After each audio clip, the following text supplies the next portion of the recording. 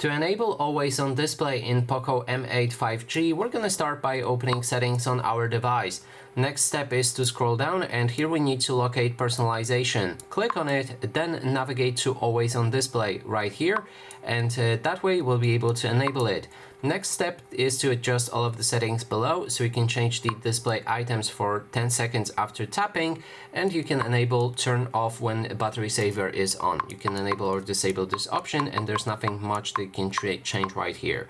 Next step is to pick a style for your always on display, so choose whichever one you like from the options below, and each of them should offer you the customization, so we can adjust the colors, style for the clock, for example, change colors automatically, which removes the colors, but it will give it something like a rainbow effect, and there's also displayed items for battery and notifications.